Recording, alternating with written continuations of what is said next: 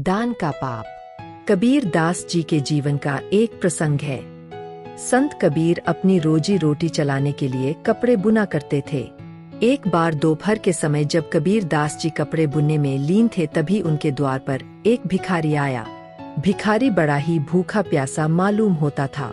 भिखारी को देखकर कबीर दास जी को बड़ी दया आई और उन्होंने उसे ठंडा पानी पिलाया।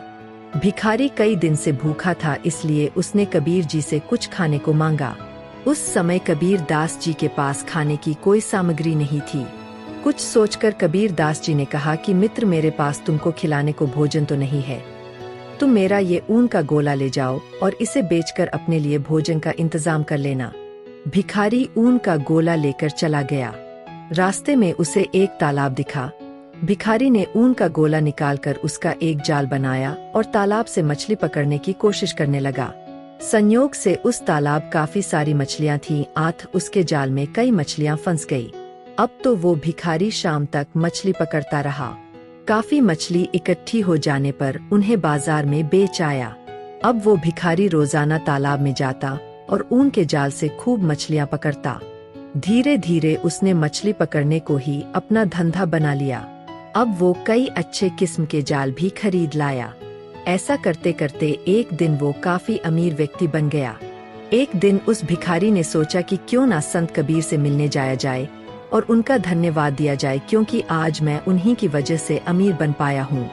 जब वो भिखारी कबीर दास जी के पास गया तो अपने साथ सोने, चांदी और रत्न लेकर आया। सभी सोना, चांदी और रत्न उसने कबीर जी के चरणों में लाकर रख दिए, लेकिन संत कबीर उस भिखारी को पहचान ना पाए। तब उस भिखारी ने सारी पुरानी बात याद दिलाई कि आपके ऊन के गोले की वजह से आज इतना अमीर हो पाया।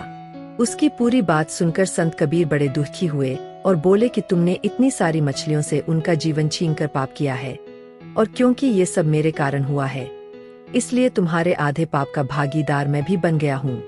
संत कबीर से उस भिखारी द्वारा दिया गया सोना, चांदी और रत्न को वापस लौटा दिया और उस भिखारी को भी पुण्य कर्म करके पश्चाताप करने का उपदेश दिया। मित्रों, हमें असहाय लोगों की मदद करनी चाहिए। दान करना सबसे बड़ा पुण्य है, लेकिन ये पुण्य तभी मान्य है जब आपका दान अच्छे कामों में इस्तेमाल हो।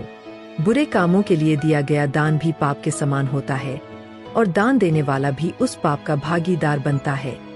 दान दे, लेकिन सोच समझकर, ताकि आपके दान का दुरुपयोग ना हो। मित्रों, अगर आपको कहानी अच्छी लगी हो तो चैनल को लाइक, शेयर, सब्सक्राइब जरूर करें।